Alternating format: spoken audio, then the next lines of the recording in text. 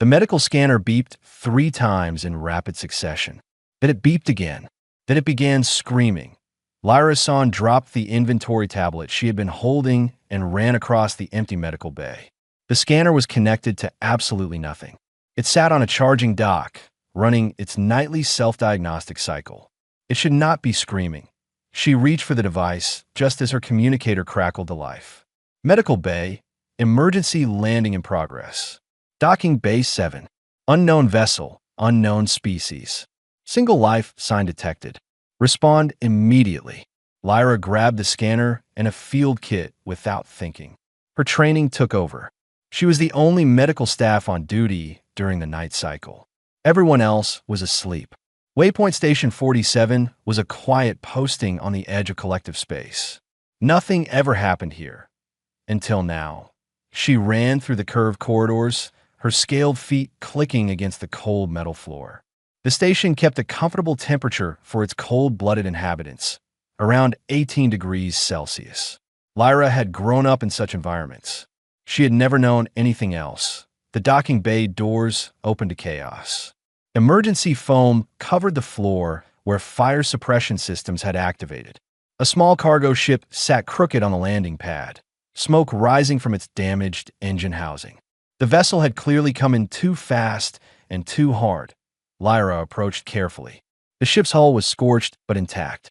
A standard freight hauler, nothing special about its design. She found the emergency release for the cockpit hatch and pulled. The hatch opened with a hiss of escaping atmosphere. Inside, she found the pilot. He was bipedal, roughly humanoid in shape, but his skin was an odd pinkish tone she had never seen before. No scars, no cheating, no feathers, just smooth, bare skin stretched over a muscular frame. He was slumped over the control console, blood running from a wound on his forehead. Lyra climbed into the cockpit and pressed her scanner against his chest. The device went insane. Warning symbols flashed across its screen. Critical hyperthermia. Core temperature at 37.2 degrees Celsius. Fatal fever detected. Immediate cooling required. Patient status. Terminal. Lyra stared at the readings. That cannot be right. 37 degrees would cook the organs of any species she knew. It would cause brain damage within minutes. No living creature could survive at such temperatures.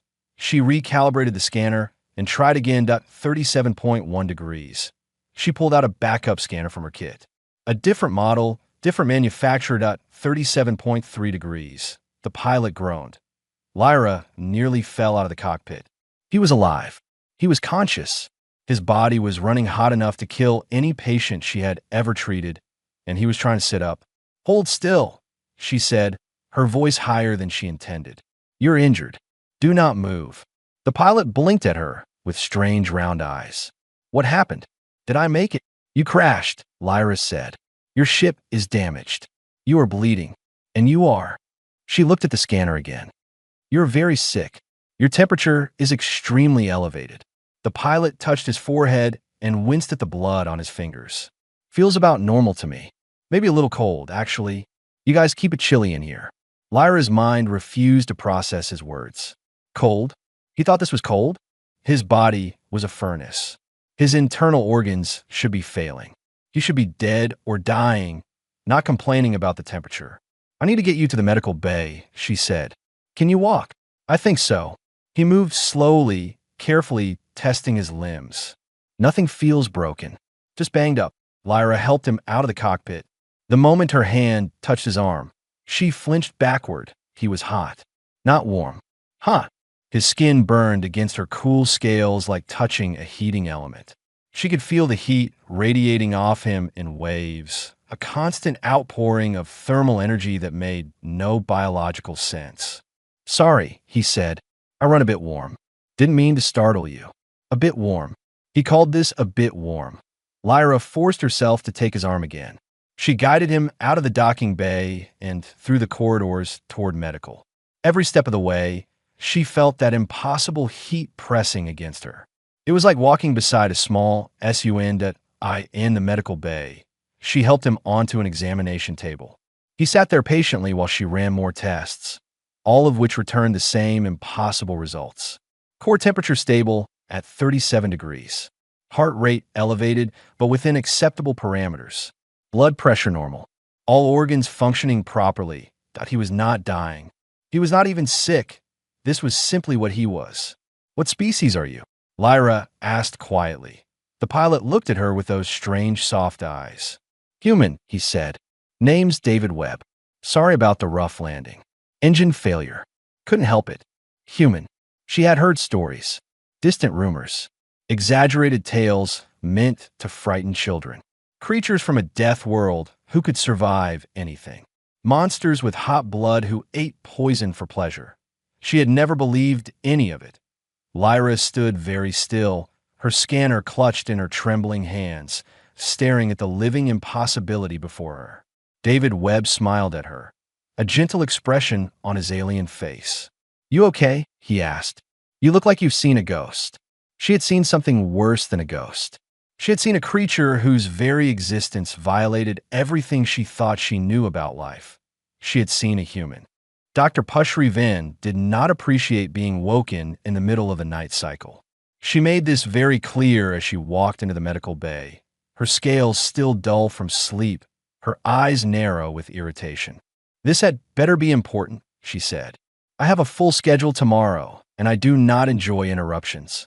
Lyra stood beside the examination table where David Webb sat quietly. He had been patient throughout the past hour, answering questions when asked, staying calm despite the obvious confusion around him. Lyra appreciated his cooperation. She needed it now more than ever. Dr. Vin, she said carefully, I need you to look at these readings. The senior medical officer took the scanner with obvious annoyance. She glanced at the screen. Then she looked again, more closely. Then she looked at David. Your equipment is broken, she said. I used 3 different scanners. All gave the same results.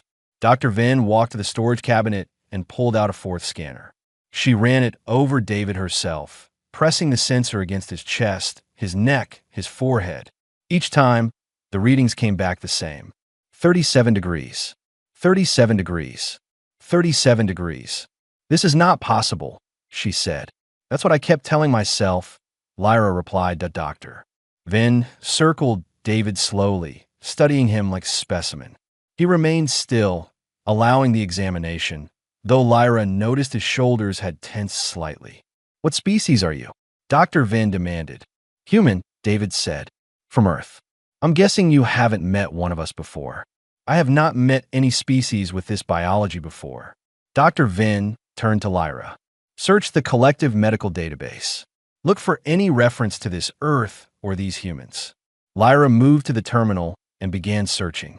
The collective database contained information on over 200 known species. Surely there would be something. She found very little. The file on humans was sparse and heavily redacted. Most of the information was classified above her clearance level. But one section remained visible, a preliminary contact report from decades earlier. Here, Lyra said, baseline human body temperature, 36.1 to 37.2 degrees Celsius. It says this is normal for them. Dr. Vin read the file over her shoulder. Her scales had gone pale, a sign of shock among their species. Normal? They maintained this temperature constantly. Apparently, yes. The caloric requirements alone would be staggering. They would need to eat constantly just to maintain such heat output. David cleared his throat. We eat about 3 times a day, usually. Sometimes more if we're active. Both Velith women turned to stare at him. 3 times a day, Dr. Vin repeated. And this sustains you? Mostly. Snacks help. Dr. Vin returned to the database, pulling up additional files. What she found made her scales go even paler. She found information about Earth itself, the human homeworld. The data was incomplete, but what existed was disturbing. This planet has extreme temperature variations, she said, from negative 40 degrees to positive 50 degrees in different regions. The gravity is significantly higher than collective standard. The atmosphere contains 21% oxygen. That sounds about right, David said. Oxygen is corrosive. It damages cellular structures over time. Yeah, it does. We call that aging. Lyra felt dizzy. She had studied xenobiology for years. She had learned that life adapted to its environment in logical, predictable ways. Cold-blooded species developed on cold worlds. Warm-blooded species were rare and typically maintained temperatures only slightly above ambient. Nothing in her education had prepared her for this. A species that ran hot enough to cook themselves. A species that breathed corrosive gas. A species from a world that seemed designed to kill anything living on it. "How do you survive?" she asked. David shrugged. "We're stubborn, I guess. Humans are good at not dying." Dr. Venn pulled up more files. Predator lists from Earth. Lyra saw creatures with teeth longer than her forearm. Swimming animals large enough to swallow a person whole. Insects that injected venom. Plants that produced poison. Even a bacteria could kill. "Your world is a death trap," Dr. Venn said. "It has its challenges," David admitted. "But it's home. Lots of nice parts, too. Beaches, mountains, forests. Forests full of predators. Some of them, sure. You learn to be careful." Lyra looked at David with new understanding. He was not just an alien. He was a survivor of a world that should not produce survivors. His burning temperature was not a defect or a disease. It was an adaptation, a biological furnace that kept him alive in conditions that would kill any other species in the collective. That he was impossible. And yet here he sat, bleeding slightly from a head wound, asking politely if someone could please bring him some water because his throat was dry. "I will need to report this to Administrator Grell," Dr. Venn said. "This is beyond standard medical protocols." "Am I in trouble?" David asked. Lyra found herself answering before Dr. Venn could. "No, you are not in trouble. You're just very different from what we expected." David smiled at her.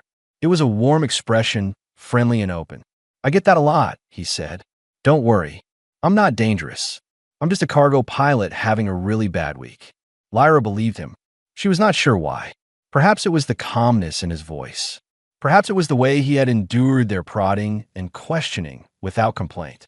Perhaps it was simply the fact that any creature capable of surviving Earth probably had very little reason to harm two confused medical officers on a tiny space station.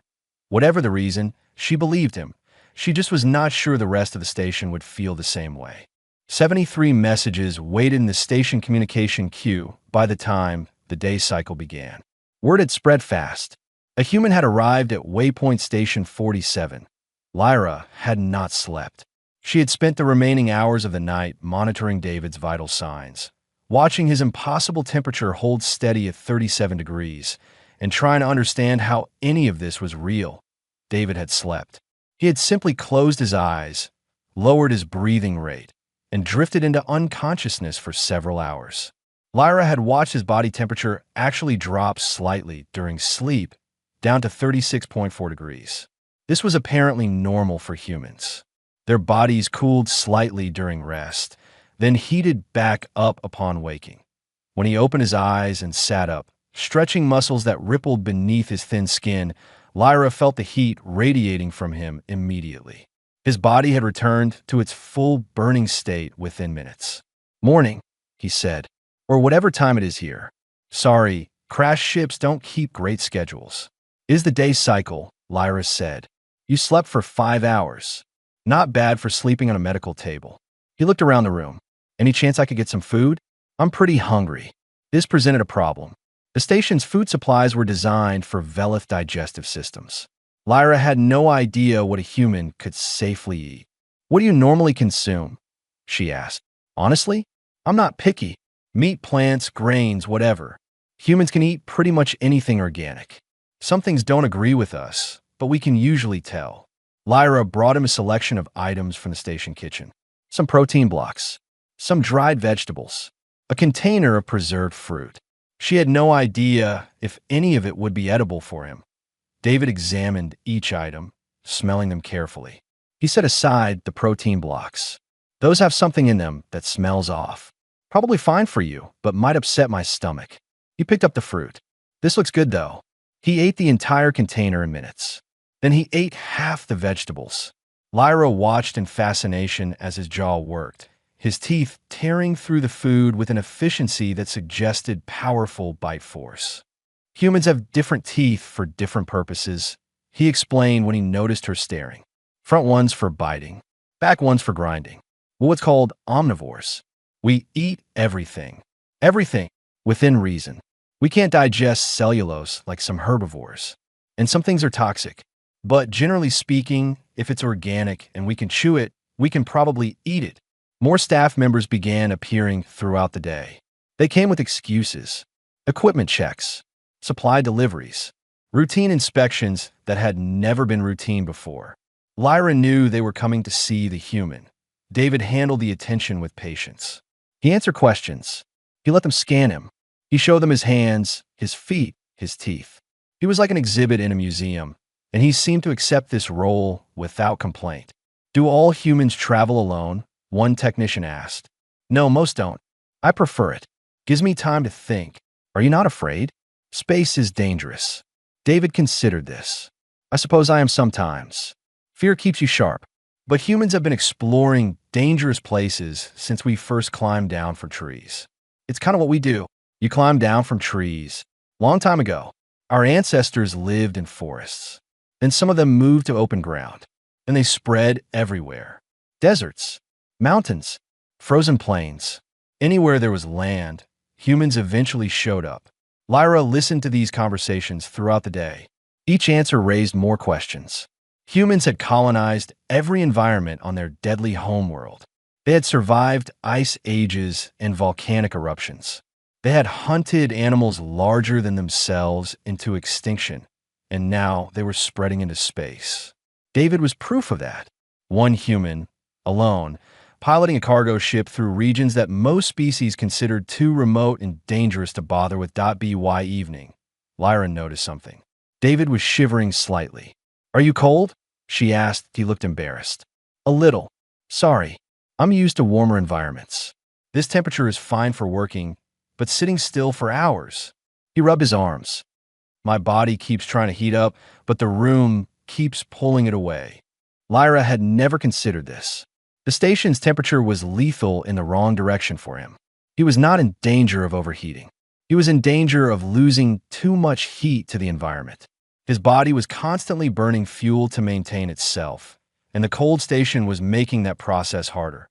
She found a thermal blanket in storage. It was designed for patients recovering from hypothermia, rarely used on this station. She handed it to David. He wrapped it around his shoulders gratefully. Thanks. This helps a lot. I did not realize our temperature would be uncomfortable for you. It's not dangerous or anything, just tiring. My body has to work harder to stay warm. He pulled the blanket tighter. On Earth, we have places much colder than this. Humans live there too. They just wear more clothes and build warmer shelters. You adapt. We adapt, he agreed. It's pretty much our only real skill. Humans aren't the strongest or fastest species. We're not the smartest, probably, but we're very good at figuring out how to survive in places we shouldn't be. Lyra sat down across from him.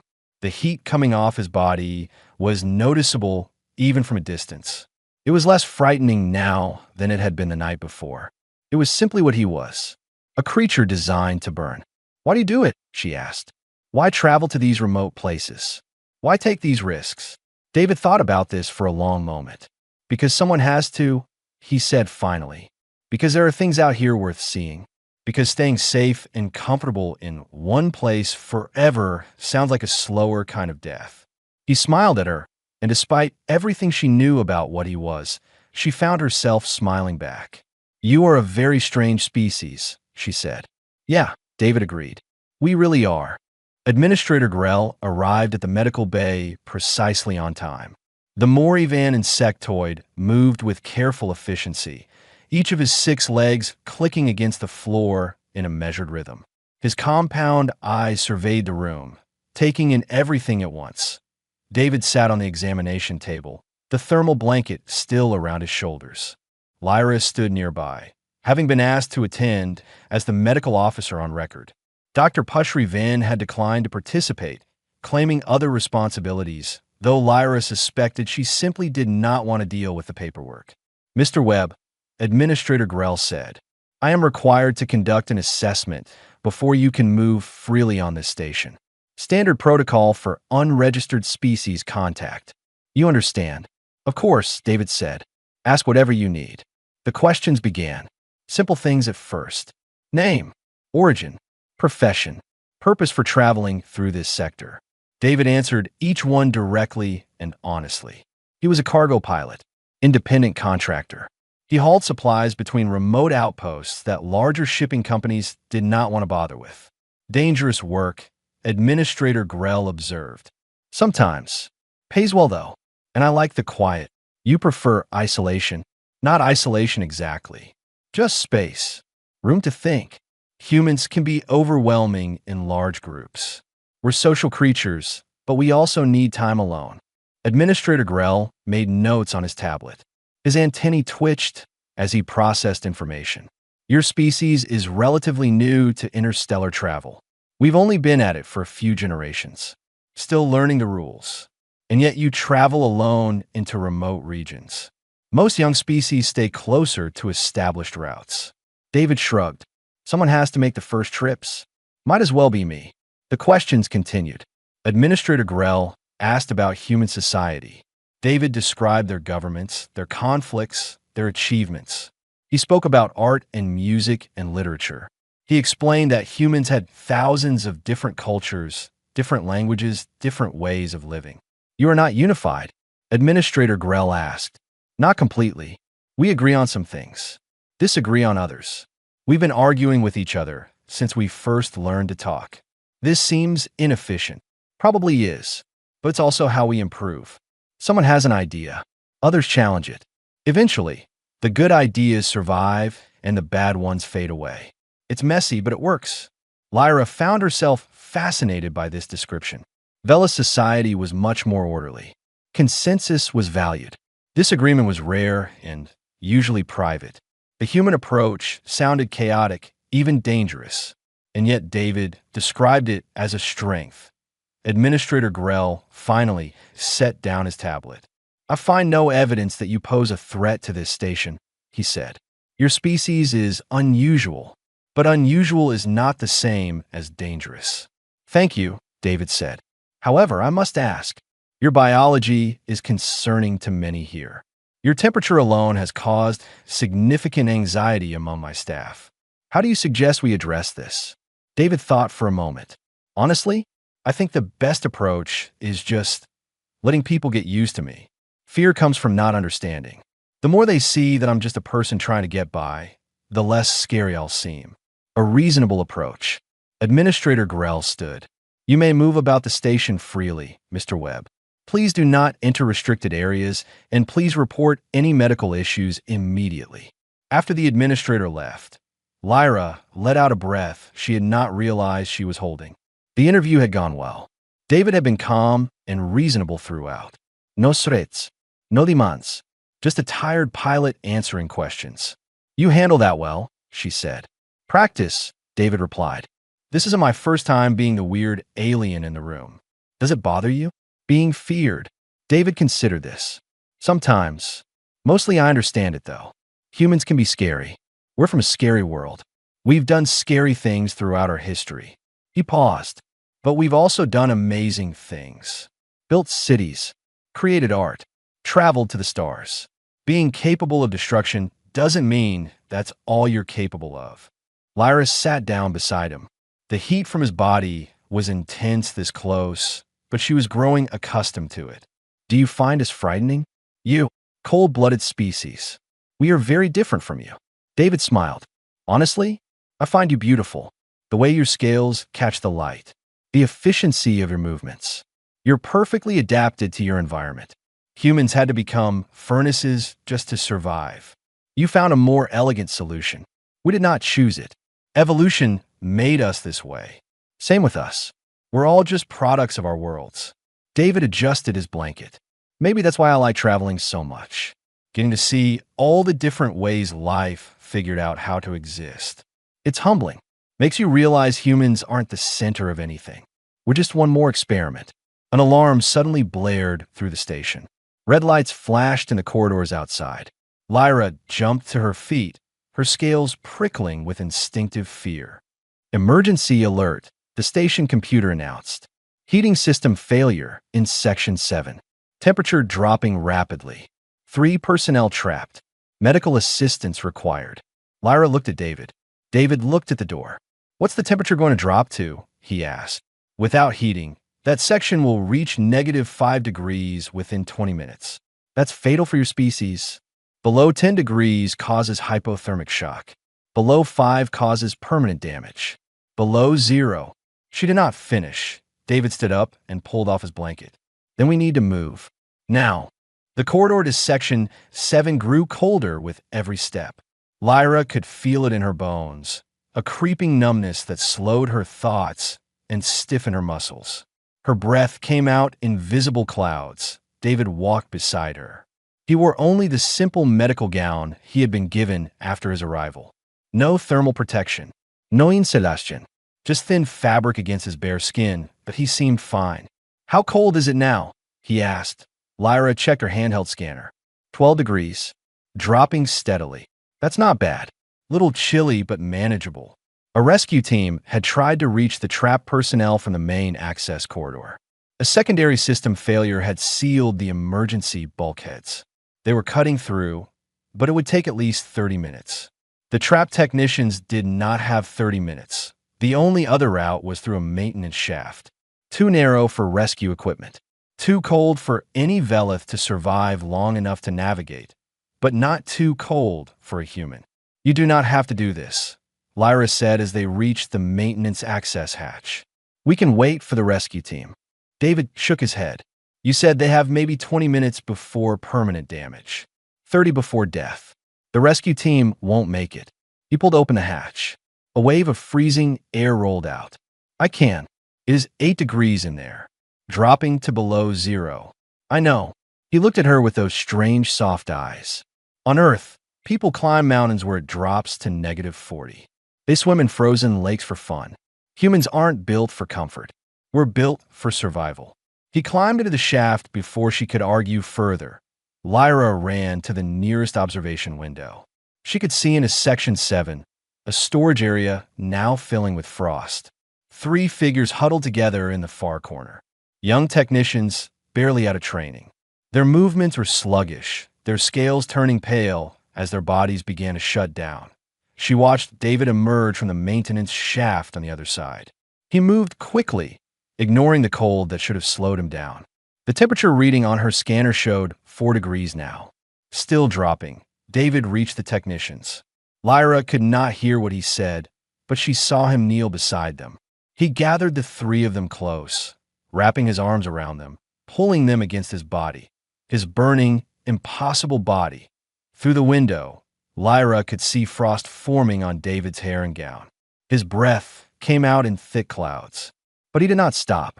He held the technicians tight, pressing them against his chest, letting the furnace of his biology pour heat into their failing bodies. One of the technicians stirred.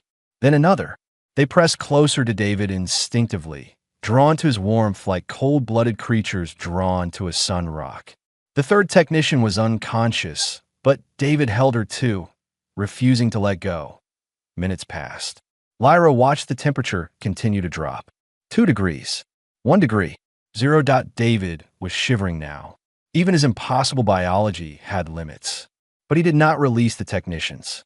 He held them tighter, his body working harder, burning fuel faster, fighting to keep them alive. The rescue team broke through at the 15-minute mark. They rushed into Section 7 with heating units and thermal blankets. They found David on his knees, still holding the 3 technicians, still burning. Get them warm, he said through chattering teeth. They need heat. Fast. The rescue team took over. They wrapped the technicians in emergency blankets and rushed them to the medical bay. Lyra ran to meet them, her training taking over. All 3 technicians survived. Their core temperatures had dropped dangerously low, but David had kept them above the threshold for permanent damage. They would recover fully within a few days. David was another matter. He sat in the medical bay, wrapped in every thermal blanket Lyra could find. His skin had gone pale, an alarming sight on a creature usually so warm. His core temperature had dropped to 34 degrees. For a human, this was moderate hypothermia. You could have died, Lyra said as she monitored his recovery. Probably not. Humans are tough. He was still shivering, but less than before. Besides, it was worth it. 3 lives for some discomfort? Easy trade. It was more than discomfort. Your body was failing. David looked at her. Despite the cold, despite the shivering, he managed to smile. Lyra, I've been scared of being seen as a monster since I got here. My temperature freaks people out. My biology is wrong by every standard you know. He pulled the blankets tighter. This was the first time being what I'm actually helped someone. I wasn't going to waste that. Lyra did not know what to say. She had spent 2 days thinking of David as an impossibility, a creature that should not exist. She had studied his biology with the detachment of scientists examining a specimen. But specimens did not risk their lives for strangers. Specimens did not hold dying people in their arms and refuse to let go.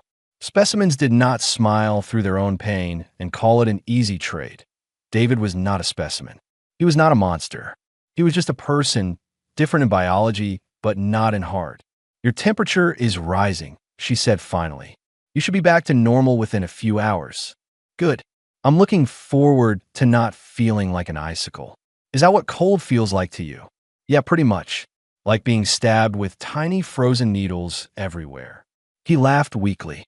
Your normal day is my emergency. Funny how that works. Funny was not the word Lyra would have chosen. Humbling, perhaps, or enlightening. She had learned something important today, something about humans, something about herself. Monsters were not defined by what they were. They were defined by what they chose to do. And David Webb had chosen to be anything but monstrous. 3 days after the incident, David's ship was ready to fly again. The station engineers had worked overtime to repair the damaged engine. They had refused payment. They had refused thanks. They had simply done the work and walked away. Lyra understood why. The 3 technicians David had saved were well known on the station. Everyone had a friend or colleague among them. What David had done had spread through the station within hours. The strange, burning alien had become something else entirely. A hero. The word felt strange when applied to someone who had terrified her just days before. But Lyra could not deny its accuracy. David had walked into freezing temperatures that would have killed any of them. He had used his impossible biology not as a weapon, but as a shield. He had held dying strangers and refused to let them go. If that was not heroism, Lyra did not know what was. She found David in the docking bay, doing final checks on his repaired ship. The small cargo vessel looked much better now. Fresh welding marked where the hull had been damaged. New components gleamed in the engine housing. It would not win any beauty contests, but it would fly. Leaving already? She asked. David looked up and smiled. It was strange how his smile had become familiar so quickly. Got a delivery to make. Client's been waiting long enough. You could stay longer. Rest more. Your body needs time to fully recover. My body's fine. Humans bounce back fast. It's another one of those survival traits. He closed an access panel and wiped his hands on his pants. Besides, staying still too long makes me restless. I need to keep moving. Lyra stepped closer. The heat radiating from his body was noticeable even at this distance. She no longer flinched from it. She had grown accustomed to his warmth, even found it somewhat comforting. I wanted to thank you, she said, officially, for what you did. You don't need to thank me. Anyone would have done the same. No, they would not have. She met his eyes. No one else on the station could have survived those temperatures. Only you. You were the only one who could save them, and you did not hesitate. David seemed uncomfortable with the praise. He looked away, scratching the back of his neck. I just did what made sense. Seemed stupid to let people die when I could help. That is exactly what I mean. Lyra pulled a small device from her pocket. I have something for you. A copy of my report on your species. I thought you might want to see how you were documented. David took the device and scrolled through the text. His expression shifted as he read, moving from curiosity to surprise to something that might have been emotion. You wrote this? Yes, for the collective database, so that when other humans visit collective stations, the medical staff will know what to expect. David read a passage aloud. Human body temperature, while initially alarming, should be understood as a biological adaptation rather than a medical emergency. Humans are endothermic organisms evolved on a high-gravity death world with extreme environmental variation. Their internal heat generation is essential for survival and should not be treated as fever or illness. He looked up at her. This is actually really accurate. I had a good subject to study. David scrolled further.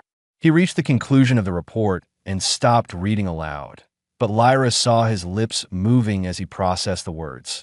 She had written, "Humans may appear frightening due to their biological differences, but initial fear should not overshadow their capacity for compassion and self-sacrifice." This medical officer's direct observation confirms that humans, despite their death world origins, are capable of profound kindness. They burn because their world demanded it. They protect because they choose to. Perhaps it is what makes them human. David was quiet for a long moment. When he looked up, his eyes were slightly wet. Lyra had learned that this indicated strong emotion in humans, though she was not entirely sure which emotion. "Thank you," he said softly. "This means a lot. It is simply the truth. Maybe, but truth doesn't always get recorded. Sometimes fear wins out." He handed the device back to her. "You chose to see past the fear. Not everyone does." They stood in comfortable silence for a moment. The docking bay hummed with distant machinery. Other ships sat in their berths, waiting for crews that had not yet arrived. "Will you come back this way again?" Lyra asked. "Probably. This route pays well, and the company's good." He grinned. "Plus now I know there's at least one station where they won't try to freeze my blood to cool me down. We would never do that." "I know. That's why I'll come back." David climbed the boarding ramp to his ship. At the top, he turned and looked back at her.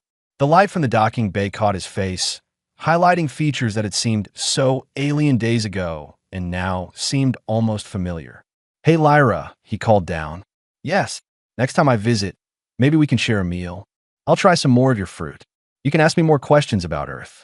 Make it a proper cultural exchange." Lyra felt her scales flush with warmth, a rare physical response for her species. "I would like that. Good. It's a date." He waved once, then disappeared into his ship. The boarding ramp retracted. The engines powered up with a healthy roar that echoed through the docking bay. Lyra stepped back as the vessel lifted off, its navigation lights blinking in the standard departure sequence. She watched the ship exit through the atmospheric shield and disappear into the vast darkness of space. One small vessel carrying one impossible creature, burning his way through a cold universe. Lyra returned to the medical bay. She had work to do, patients to treat, reports to file. The routine of station life continued regardless of extraordinary events, but something had changed.